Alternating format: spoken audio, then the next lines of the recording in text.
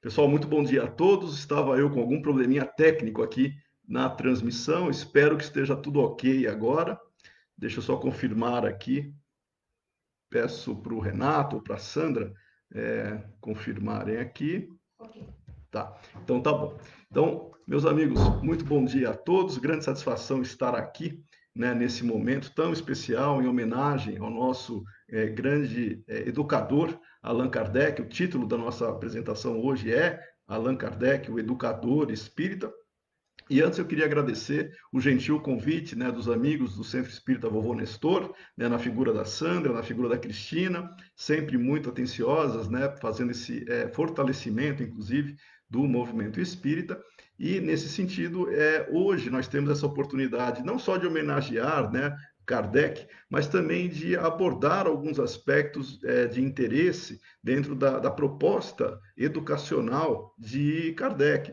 Nós não vamos nos ater especificamente a alguns assuntos vinculados a dados biográficos, né? São importantes, claro, mas nós vamos agora trabalhar um outro aspecto de Kardec, que seria muito mais voltado à sua proposta mesmo, né? À sua ação enquanto aquele que veio nos trazer, veio edificar essa doutrina que hoje nós tanto amamos e que modificou a vida de todos nós, tenho certeza disso. Tá? Então, a nossa proposta maior, ela sempre vai trabalhar no sentido de levantar o principal motivo, né? E qual seria o principal objetivo, né, de Allan Kardec. E eu já vou trabalhar no sentido de Allan Kardec, eu não vou entrar ou voltar na fase quando era o professor Rivail, que ele ainda não tinha adentrado nessas novas investigações sobre os fenômenos espirituais. Historicamente, claro, a gente sabe do processo de formação educacional do pesquisador,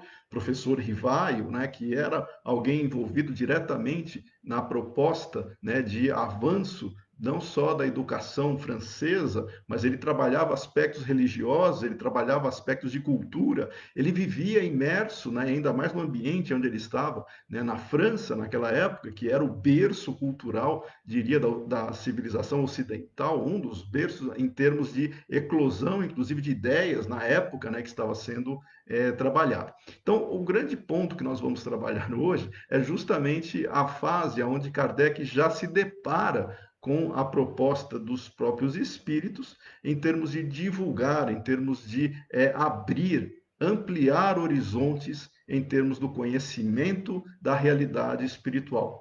Kardec, ele tem contato com as respostas que sempre incomodaram a humanidade e essa construção, né, para responder quem somos, de onde viemos e para onde iremos, que são questões filosóficas e que há milhares de anos estão aí para serem debatidas, para serem perseguidas. Kardec vem através de uma construção de respostas obtidas destas inteligências que se relacionaram com ele por meio de intermediários chamados médiuns, e não foi uma inteligência, foram muitas inteligências, diversos espíritos desencarnados que manifestaram-se colocando uma realidade, apresentando uma realidade de uma forma que aquelas respostas em que tivesse convergência, que fossem alinhadas, que conseguissem manter, né, uma consistência em termos de conteúdo, elas foram adotadas, foram aceitas como resposta dos espíritos, como ensinamento dos espíritos.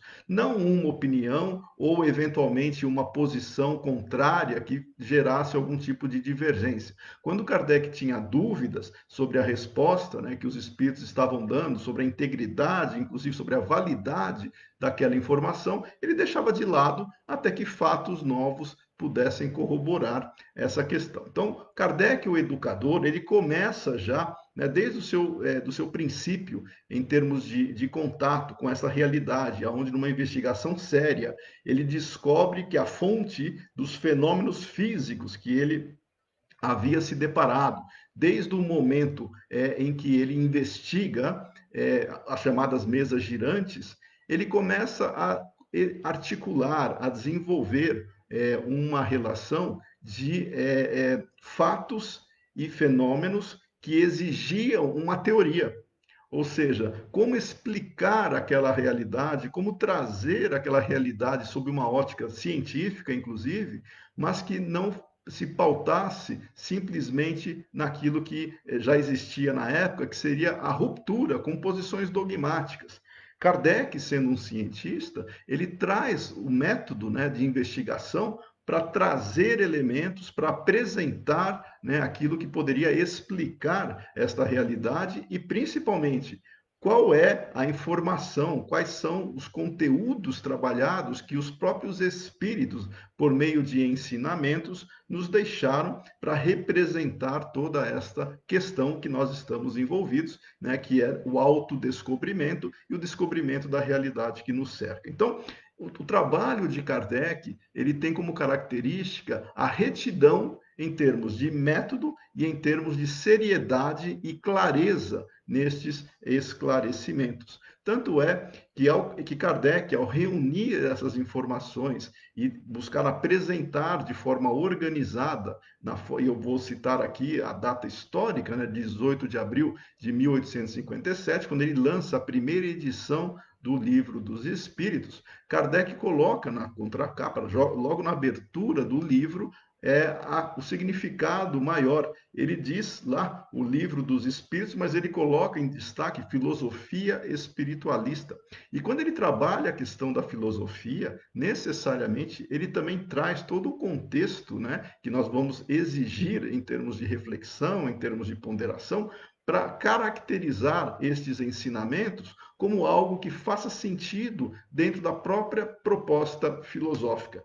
E todos nós sabemos que, se nós imaginarmos o progresso da filosofia, isso partindo do século VII antes de Cristo, né, na Grécia, os primeiros ditos filósofos, né, que começaram a apresentar algo que fugisse, ou até explicações que a gente vai chamar aqui de interpretações dessacralizadas. E o que seria o dessacralizado? Você tirar o caráter religioso ou sagrado dos mitos, né, daquela teogonia, da cosmogonia que os gregos antigos sempre explicaram a realidade, mas a filosofia grega, na nascente da filosofia, ela procurou afastar-se dos mitos e trabalhar a realidade dentro de uma ótica racional. Então, quando a gente trabalha essa questão da filosofia espiritualista, a gente parte,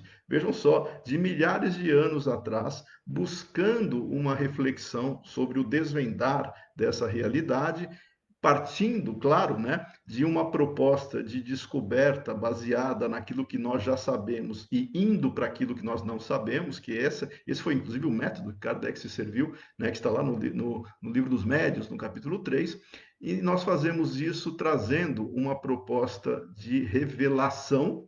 E essa revelação, se nós entendermos que os espíritos que se manifestaram são de alta envergadura, não só intelectual, mas moral, e fazendo uma referência, né, aos filósofos gregos, nós entendemos que dentre os espíritos que participaram da chamada codificação, que ofereceram respostas, né, e ajudaram a articular todo o processo do conhecimento hoje dito espírita, nós temos os clássicos, por exemplo, Platão e Sócrates, né, que estão dentro nesse processo, mas a gente pode ampliar isso, porque esses espíritos, nós não sabemos se eles reencarnaram posteriormente, que nomes tiveram, não importa os nomes, importa a proposta, a atitude filosófica de buscar-se a verdade com sinceridade, buscar-se a verdade, porque isso faz parte daquele que procura crescer, daquele que procura desenvolver-se. E Kardec, como educador, ele fez justamente isso.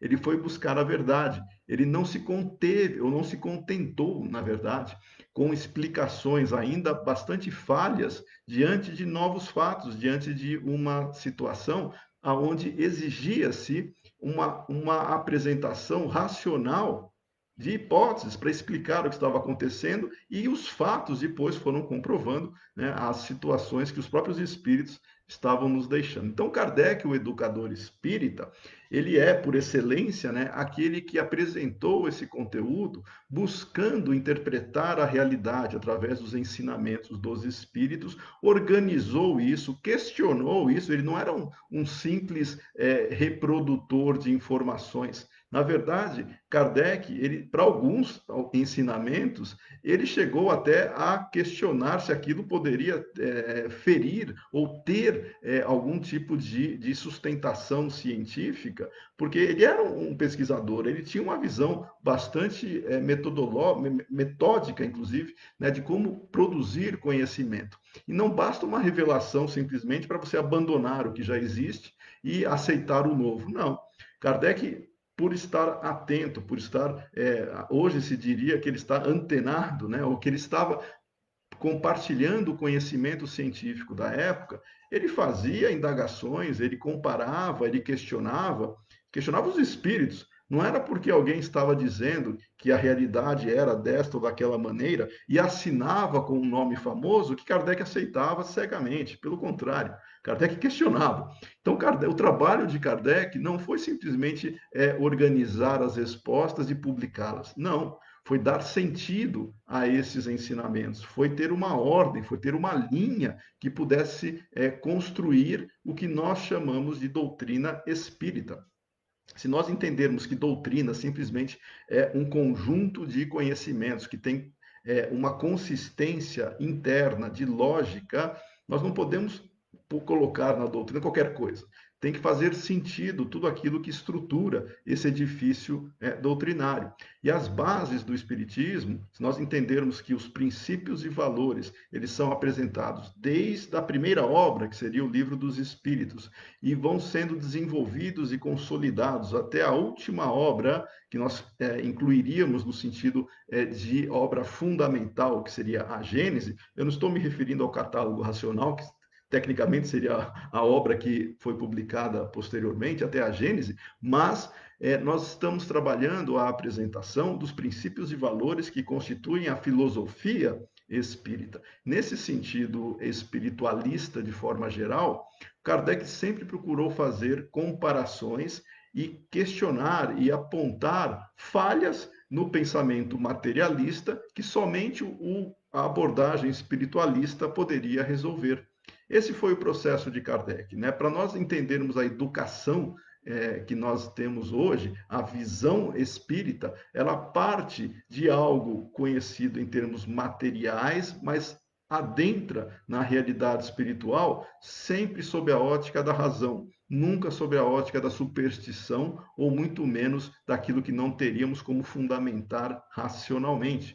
Não há como nós abraçarmos informações ou até práticas, muitas vezes, para caracterizar isso como se fosse espírita e você não ter como justificar isso com os princípios e valores que foram apresentados nas obras da chamada codificação. Não tem como apresentar contradição ou algum tipo de antagonismo, abraçar isso e dizer que isso está superando o anterior, porque ao fazer isso você tem que reconstruir a própria doutrina. Kardec, no processo evolutivo do pensamento, da construção dos próprios espíritos, eles fazem um trabalho de esclarecimento que nós podemos perceber isso, a seriedade que há em termos de conexão dos temas entre as diversas obras. Não tem como apresentar um tema numa obra que não tem uma continuidade, um desenvolvimento e muitas vezes até uma reformulação nas obras seguintes. Não é porque Kardec lança a ideia no Livro dos Espíritos que ele não vá desenvolvê-la nas demais. Aqueles que acham que toda a obra, toda a codificação espírita encontra-se resumida no Livro dos Espíritos, tem que tomar cuidado, porque alguns tópicos que são ali apresentados foram reformulados, foram desenvolvidos, foram amadurecidos posteriormente. há coisas no livro dos Espíritos, eu citei e costumo citar isso, né, nas diferentes apresentações que nós podemos fazer. O caso clássico é possessão. Kardec apresenta o fenômeno da possessão de uma maneira no livro dos Espíritos, e ele vai desenvolvendo esse estudo até se deparar com fatos que está lá na Revista Espírita, nos anos de 62, 63, onde trabalha-se os processos de Morzan e o caso da senhorita Julie, ou Júlia, aonde fatos novos fazem com que Kardec desenvolva e amadureça essa questão que antes ele dizia que não poderia ou não havia efetivamente um processo de possessão, mas depois ele fala, não, agora nos é demonstrado, há sim o fenômeno de possessão, e ele leva isso até a Gênese, né? Quando ele caracteriza o fenômeno e ainda acrescenta que o fenômeno pode ser provocado não só por um espírito que queira prejudicar ou obsidiar alguém, mas o fenômeno pode ser também realizado por um espírito bom. Está lá na Gênese.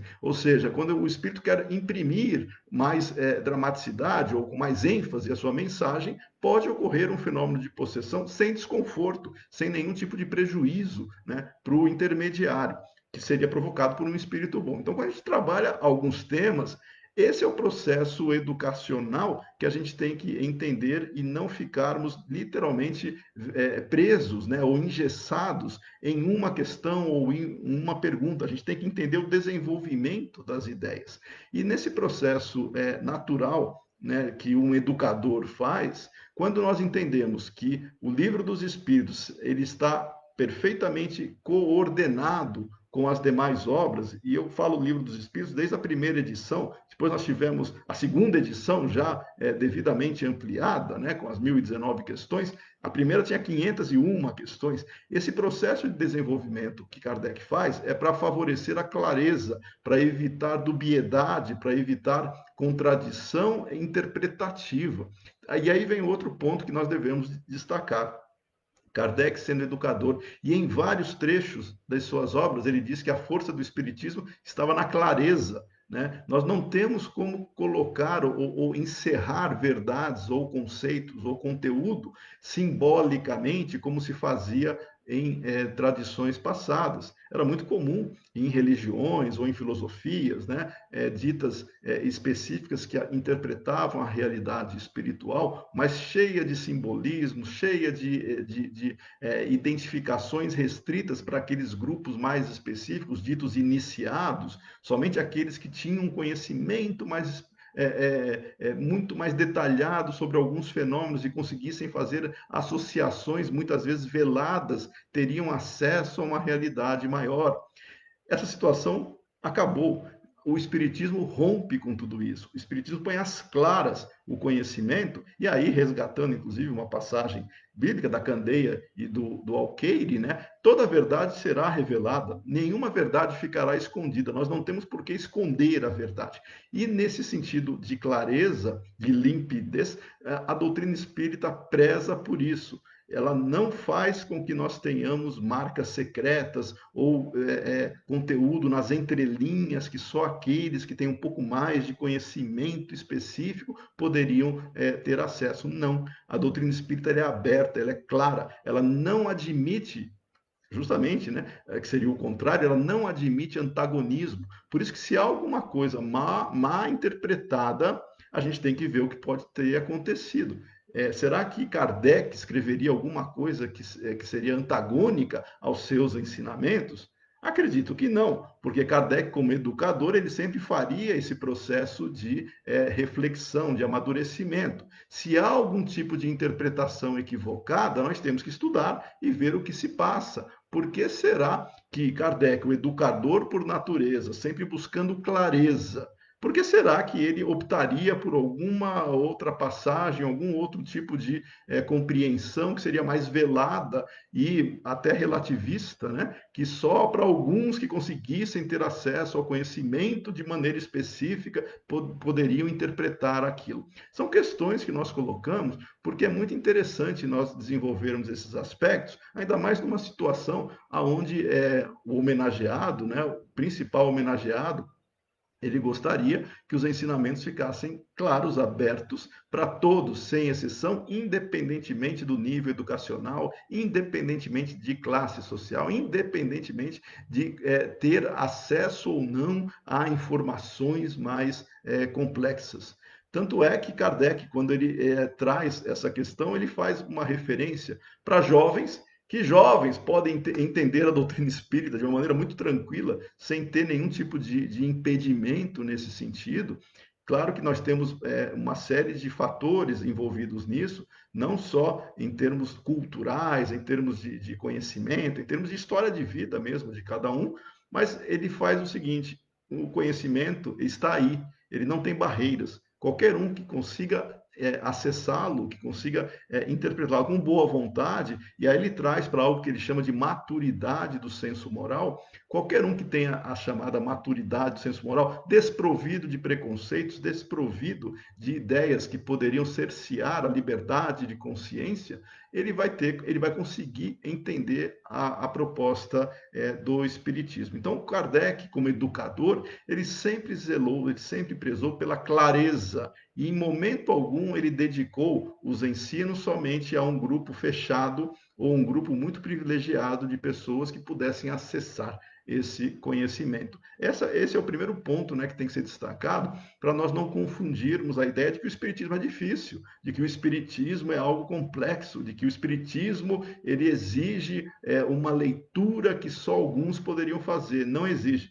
Basta ter boa vontade e se dedicar a esse processo de interpretação. Mas aí eu vou trazer um dado que também é importante para nós refletirmos sobre as opiniões, né? Sobre a questão de cada um ter os seus limites. Nós, como pessoas individuais, pessoas físicas, né? Nós temos limites em termos de interpretação, e a troca de ideias ela é sempre muito bem-vinda, né? Então imagine que no Brasil, um país marcado sempre por uma questão bastante crítica de aprendizagem, se nós formos citar um dado estatístico, no caso do Brasil em particular, nós padecemos por algo chamado analfabetismo funcional. Por incrível que pareça, né, por mais tecnologia que nós podemos ter hoje à disposição, não basta tecnologia para fazer com que alguém amplie, né, os seus horizontes ou fortaleça seus horizontes intelectuais. Tecnologia ajuda como instrumento, mas não é ela que faz alguém ter mais ou menos facilidade cognitiva. No Brasil, um instituto bastante conhecido, chamado Paulo Montenegro, ligado ao Ibope, ele faz essa relação, ele analisa o grau de analfabetismo, ou vou preferir o termo alfabetização funcional do brasileiro. Nós temos 4 níveis de alfabetização funcional, desde o mais rude, seria o analfabetismo funcional, onde a pessoa consegue escrever o nome, consegue desenhar, né, letras, mas ela não consegue entender frases curtas, não consegue processar, não consegue compreender, né, trecho. Não basta escrever o nome para falar que alguém está alfabetizado, não é? Então nós temos alguns níveis de alfabetização. E o nível maior, né, que seria o pleno, né, seriam aquelas pessoas que conseguem ler textos, compreender esses textos, mas textos complexos que exigem associações abstratas, né? A maioria dos brasileiros não está no pleno. A maioria dos brasileiros está em níveis intermediários, que conseguem ler, conseguem escrever, mas não conseguem ter a plena compreensão, né, do conteúdo quando exige-se alguma abstração em termos de raciocínio. E um dado bastante alarmante do Instituto Paulo Montenegro, eu recomendo que todos entrem no site, né, do Instituto para verificar a pesquisa, que ela é muito ampla, né, e ela é dividida por classes sociais, dividido inclusive por faixas educacionais. Claro, quanto mais tempo de educação formal tem a pessoa, menos graus de analfabetismo ela vai ter, mais alfabetizada a pessoa estará. Porém, um dado alarmante é o seguinte: entre os universitários brasileiros, universitários, aqueles que atingiram um nível superior de educação, cerca de 32% dos universitários brasileiros não estão no grau máximo de alfabetização, que compreenderiam plenamente textos complexos. Eles estão em níveis, em nível intermediário. Se 32% dos universitários brasileiros não conseguem ler e entender plenamente textos complexos, textos abstratos, quando nós transportamos isso para a realidade da casa espírita, a gente vai ter, de fato, que entender que não é porque a pessoa está lendo que ela vai compreender plenamente o conteúdo. E aí vem a leitura de Kardec. Quando alguns dizem, não, leia Kardec, basta ler Kardec e tudo se resolve. Não, o conhecimento está ali, de maneira clara, de maneira plena. O problema é que nós, trazendo dificuldades, muitas vezes, de formação, desde a infância, né, porque a subnutrição da infância, ela prejudica o processo de amadurecimento e de formação, inclusive, para estabelecer um processo cognitivo mais consistente. Algumas pessoas, elas leem, mas elas não entendem. Né? E aí a gente vai entrar também numa questão que, apesar de ser claríssima a interpretação dos espíritos para determinados itens, determinados tópicos, Kardec não fez nada cifrado ali, nós entendemos que a interpretação pessoal, ela vai gerar, dependendo do nível de compreensão da pessoa, a necessidade de troca de ideias, para ver outras perspectivas, porque às vezes ela, isoladamente, não tem, ou acha que tem, né? Mas não é o que poderia refletir o ensinamento específico dos espíritos, a compreensão plena sobre aquele elemento. Então, na casa espírita, a gente tem que contar não somente com um simples processo de oferecer ou de recomendar a leitura de Kardec. Nós temos que ter outras atividades que favoreçam a compreensão das obras, a compreensão do conteúdo de Kardec. Palestras, discussões em grupo, grupos de estudos, né? Todo esse processo, ele favorece a pessoa a refletir sobre os ensinamentos. Quando alguém, isoladamente, ela não frequenta centro nenhum, ela quer compreender, quer estudar o Espiritismo, ela pega e vai ler Kardec. Tá? Ok, isso é um caminho, uma possibilidade. Você não precisa ir ao centro espírita para estudar Espiritismo. Mas você sozinho, quando está lendo, quando está estudando, algumas interpretações careceriam de uma reflexão em conjunto, muitas vezes, para verificar se a sua ideia, se a sua interpretação faz sentido, se a sua interpretação gera dúvidas ou não.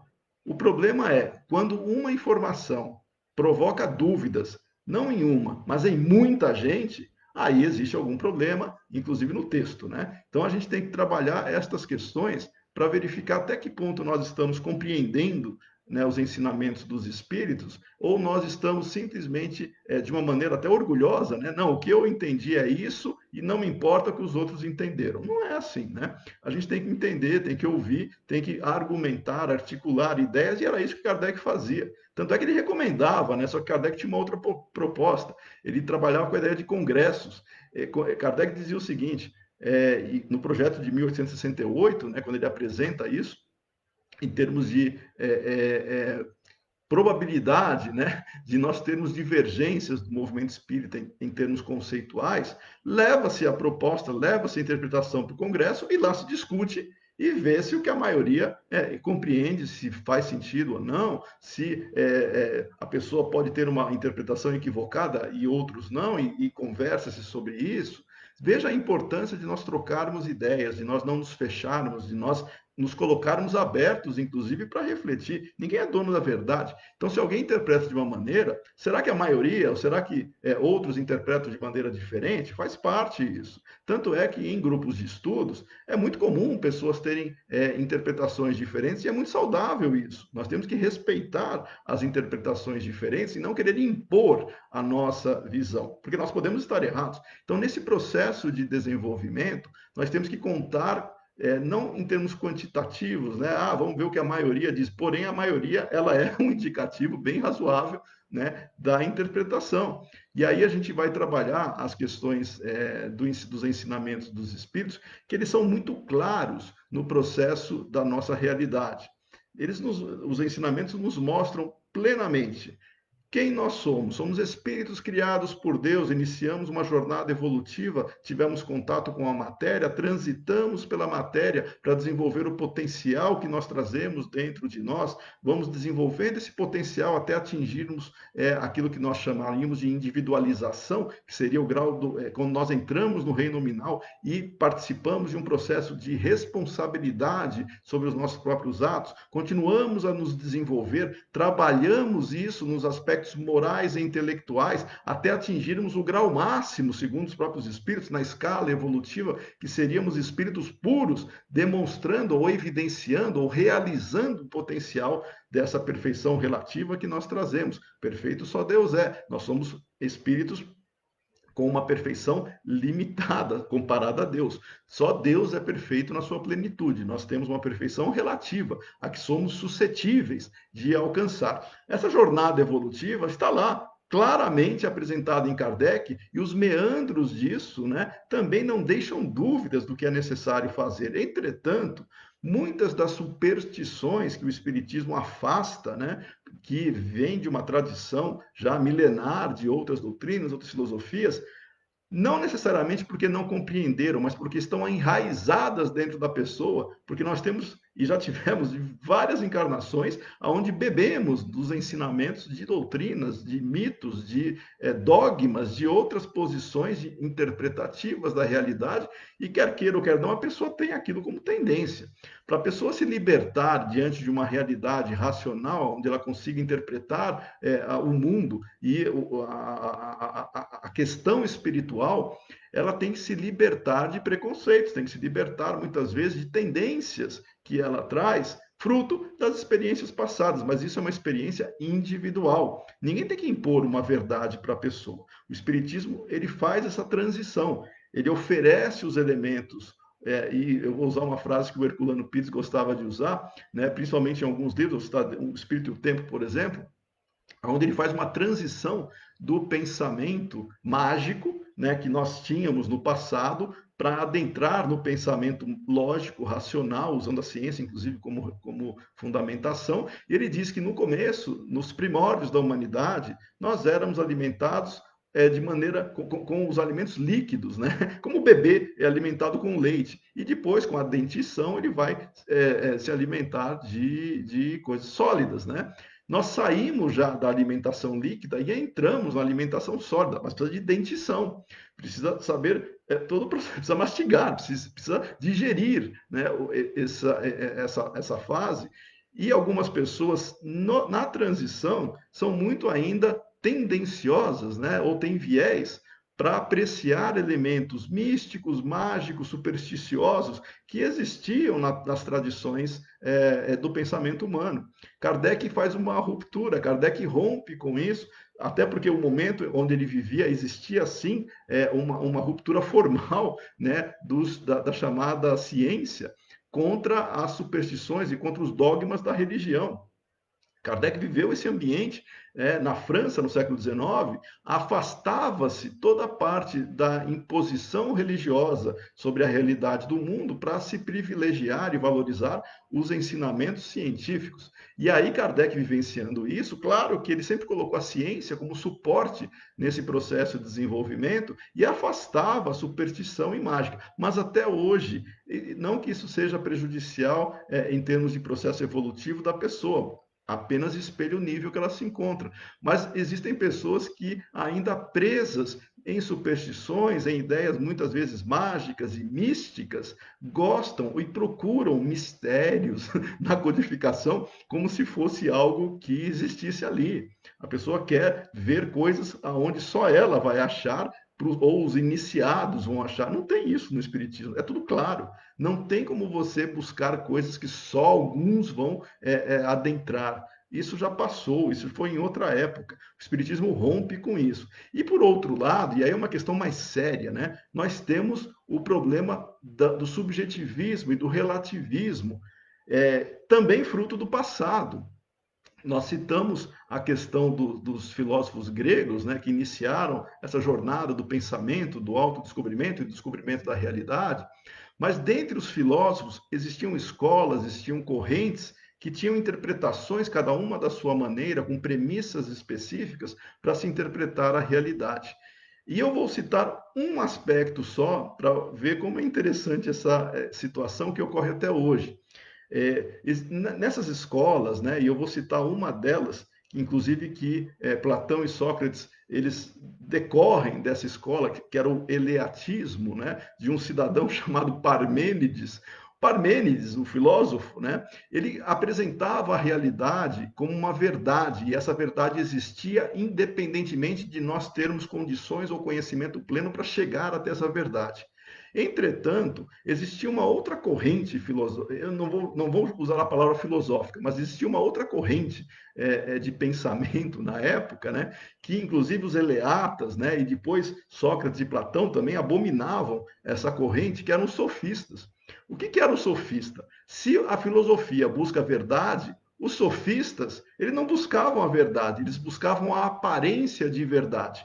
Um dos maiores sofistas, pelo menos um dos mais comentados, né, que tem o nome de Protágoras, né, ele tem uma frase que é muito repetida, muito usada, né, que é: o homem é a medida de todas as coisas. Ele diz o seguinte, com essa frase, que independente de existir ou não realidade formal, de uma realidade substantiva, uma verdade imutável, o que importa é aquilo que nós conseguimos interpretar. Então você pode ter aparência de verdade e essa aparência é variável.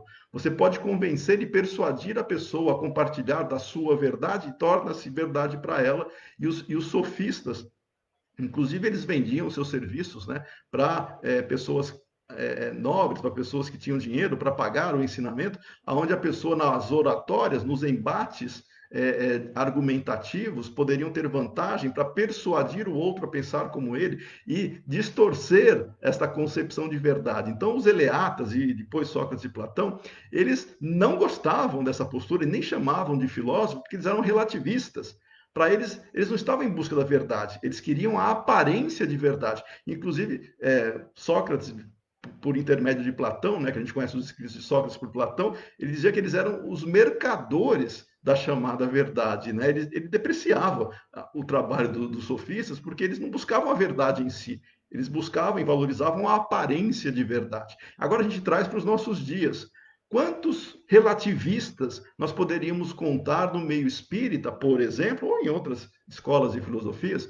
São aqueles que querem dar a aparência de verdade para aquilo que eles acreditam, constroem uma argumentação, muitas vezes abstratas, fazem ginásticas, malabarismos intelectuais para justificar a sua postura, e esse relativismo, ele faz parte, muitas vezes, né, do discurso de algumas pessoas que, às vezes, elas são reconhecidas ou, muitas vezes, se servem de títulos acadêmicos como se isso fosse sinal de legitimidade, para legitimar a sua fala, né? Mas não é. A busca da verdade, ela tem o caráter de aproximar-se desta verdade imutável. Não é a aparência de verdade. Mas para algumas pessoas o relativismo ainda é muito presente e faz com que nós tenhamos sobre a interpretação dos trechos espíritas essa possibilidade de relativizar. E aí algumas pessoas, por mais absurdo que possa parecer, dizem que a questão doutrinária é uma questão opinativa, que a interpretação doutrinária é uma questão pessoal. Ora, Kardec teve o maior trabalho, né, para deixar isso o mais claro possível, para fazer com que nós tenhamos acesso aos princípios e valores espíritas de maneira clara, de maneira objetiva, e a pessoa diz que a interpretação doutrinária é uma questão pessoal. Não é uma questão pessoal. Ela pode estar equivocada nesse processo e isso tem que ser discutido, isso tem que ser colocado à vista, porque às vezes a interpretação dela pode influenciar muito mais gente, né? Então, o processo de crescimento doutrinário, sempre de maneira fraterna, sempre de maneira respeitosa, exige sim a troca de ideias doutrinárias, a conversa, né, o estudo doutrinário. Isso é o mais importante da doutrina espírita. Por mais que se tente caracterizar alguns outros aspectos, doutrina espírita Tirar o aspecto doutrinário não tem sentido. Então, o processo que nós temos em termos de conhecimento da realidade, a nossa e a realidade exterior, claro que é uma iniciativa individual, sujeita às mais variadas limitações, sujeitas a equívocos, sujeitas a interpretações equivocadas. Entretanto, nós temos que colocar à prova essas interpretações. Por exemplo, algumas pessoas dentro do movimento espírita em particular, elas não apreciam alguns autores que se dedicaram justamente a isso, né? Vou citar o Herculano Pires novamente, né? E tem outros, tem o Deolindo Amorim, o Carlos Embaçaí, né? São pesquisadores que trouxeram a interpretação e colocaram para debate aquilo que efetivamente se constitui os princípios, né? A base do espiritismo, afastando qualquer tipo de superstição ou infiltração de ideias perniciosas que poderiam corroer ou distorcer se fossem mal interpretadas. E eles batem muito forte nisso, né? Respeitando o que hoje nós podemos chamar de coerência doutrinária. Nós temos que buscar a coerência doutrinária, não é uma imposição, é uma questão racional, porque o Espiritismo tem em um dos seus pilares a fé raciocinada. Não adianta a gente achar que a fé é uma questão pessoal e cada um interpreta de uma maneira, cadê o Espiritismo aí? Não tem. Então, o processo que nós estamos desenvolvendo, ele é coletivo no sentido de embate de ideias. Não importa se tem pessoas que pensam diferente, ótimo, vamos colocar as ideias aí para debater, vamos compreender a posição do outro, né? O que nós não podemos fazer é impor, né, a nossa suposta verdade, como os sofistas queriam fazer, né, e vamos descaracterizar todo aquele que pensa diferente. Herculano Pires respeitava a opinião dos outros, mas ele não deixava de maneira flexível a interpretação dos princípios e valores, porque eles estruturam a doutrina espírita. Vou dar um exemplo aqui.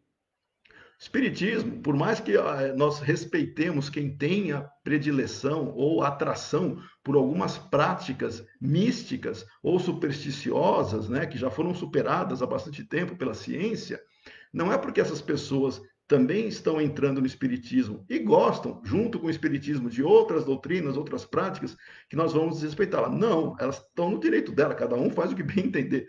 O problema é quando você quer chamar de princípio e valor espírita algo que não pertença ao espiritismo, e aí você começa a desvirtuar, né, o chamado edifício doutrinário, porque começa a gerar antagonismo. No espiritismo, nós não aceitamos, porque não, por uma questão óbvia, né, elementos da astrologia. Kardec faz críticas sobre a astrologia de maneira, não em uma, mas em algumas passagens. Os astros, a influência que os astros possuem na vida do ser humano, tirando as questões físicas, né, de algum tipo de atração em termos práticos, porque o movimento dos astros, né, vou citar a Lua, com as marés. Claro que tem influência a Lua com as marés, né? A proximidade da Lua ou não influencia as marés. Esse processo físico, ele é específico. Quando a gente vai trazer movimentos de astros para influência moral, aí já tem um problema doutrinário. Moralmente, nós não somos influenciados pelas posições dos astros. Não é nenhum demérito a quem gosta de horóscopo, esse tipo de coisa, mas não tem influência isso no espiritismo. Né? Kardec faz isso, ele relata isso em diferentes passagens. Né? E o processo de nós não termos isso como princípio e valores, ele é importante porque em algumas passagens que a pessoa achar que existe correlação entre os movimentos dos astros e acontecimentos e evoluções que vão repercutir moralmente, e o ser humano vai vivenciar aspectos morais, como se tivesse um calendário astrológico para nós nos melhorarmos ou entrarmos no mundo de regeneração, a gente começa a ter ideias místicas imbuídas nesse processo, ainda que as pessoas tentem relativizar e justificar essa situação. O espiritismo não é místico nem supersticioso. Nós não podemos adotar ideias de um calendário astrológico, né, que influenciaria o movimento, a reforma moral de cada um, que compete a cada um. Se a pessoa não se melhorar, é responsabilidade dela, ela vai ser atraída, né, para os lugares, para as oportunidades que ela tem para melhorar, mas depende dela. Não são os movimentos dos astros que vão fazer a pessoa melhorar. Essa situação, sem querer desrespeitar quem acredita em astrologia, mas ela não é pertinente ao espiritismo. Então, esse tipo de situação Kardec coloca ali. Claro que desagrada muita gente que ainda traz carregado, né, de ideias mais místicas essa situação. E ele combateu essas ideias, né? E hoje em dia a gente poderia citar outras práticas e ideias que não têm alinhamento com os princípios doutrinários, mas que vira e mexe elas aparecem aí, porque está na pessoa, muitas vezes a preferência ou predileção, ou vem de outras escolas. É natural entender a transição, por que não é válido e por que é válido outras coisas. Então, esse processo educacional, Kardec sempre fez, foi criticado, Kardec nunca contou com a unanimidade, ele sempre foi criticado nesse sentido, na época, por todo mundo, né? Tanto da ciência, os homens que se diziam cientistas, né? Que eram basicamente imbuídos de ideias materialistas, tinham os filósofos da época que consideravam Kardec um intruso e tinha os religiosos, né, que achavam que Kardec estava combatendo os dogmas da igreja e devia ser excomungado, devia ser colocado como persona não grata, inclusive, dentro dessa discussão. E aí a gente vê a situação que o Espiritismo se encontra. É uma situação de vanguarda, está avançando. E ao avançar, tem que se enfrentar, tem que se confrontar com algumas ideias mais consolidadas, né? Quase solidificadas, mas que para você abrir caminho nisso, não tem como você não entrar em combate fraterno, mas apresentar a realidade em cima, sob a ótica racional, e não fugir de combate, não fugir de discutir ideias. Aqueles que acham, não, isso daí é um aspecto doutrinário, não vou nem me meter, porque a interpretação de cada um não sabe o que está falando sobre o aspecto de conhecimento doutrinário. Então, o que nós temos que entender é que o Espiritismo ele vem sendo um processo de libertação, né, de consciências, libertação dos grilhões, né, muitas vezes da prática moral, do egoísmo e do orgulho, mas exige sim dedicação e humildade. Nós temos que reconhecer que às vezes o pensamento que nós tínhamos ontem, dada a situação, como Kardec teve com a possessão, dada a situação de novos fatos, de nova realidade, a gente passa a ver de outra maneira, mas sem fugir, né, do respeito do embate saudável das ideias. Nós temos que visar as ideias. E aí, quando começa a visar pessoas, está automaticamente fora daquilo que o próprio Kardec fazia. Tá? Então, o educador espírita, até já avisando a Sandra e a Cristina, já estou vendo o tempo aqui, né, para efeito de encerramento, mas o educador espírita que foi Kardec, ele se posicionava na sociedade, combatia, assim, aqueles que queriam agredir o espiritismo, os detratores, mas não era qualquer um, quando ele achava que valia a pena. A maioria dos detratores que falavam sem fundamentação, Kardec nem respondia, mas aqueles que tentavam fazer de maneira séria, de maneira sincera, Kardec se dispunha a conversar, Kardec se dispunha a explicar, né, as situações, e ele fez isso em toda a sua vida. Teve contratempos, obviamente, imagina Kardec sendo bombardeado ali de críticas da sociedade da época, mas ele enfrentou isso, e somente um espírito nobre, somente um espírito com uma envergadura moral e intelectual de Kardec poderia fazer isso. E ele nos deixou esse legado. Então, fugir da defesa do espiritismo hoje é algo muito mais complicado, porque é mais confortável ser espírita hoje do que na época de Kardec, mas muitas pessoas fogem da discussão das ideias e se acomodam no pouco que acham que sabem. Então vamos colocar isso como uma etapa de crescimento. Ninguém é obrigado também a ficar conversando sobre propostas e princípios. Mas o ideal vamos nos tornar pessoas melhores, cada um no seu ritmo, cada um no seu modo de entender, mas sempre com a humildade e sinceridade de compreender que Kardec nunca deixou nada cifrado, e nem só para os iniciados. Está lá. Vamos ver se nós estamos entendendo de maneira prática ou não. Essa é a mensagem que eu colocaria agora, né, na proposta educacional de Kardec. Quero agradecer de maneira muito fraterna também, né, os nossos amigos que acompanharam a nossa live, que tiveram aí a participação.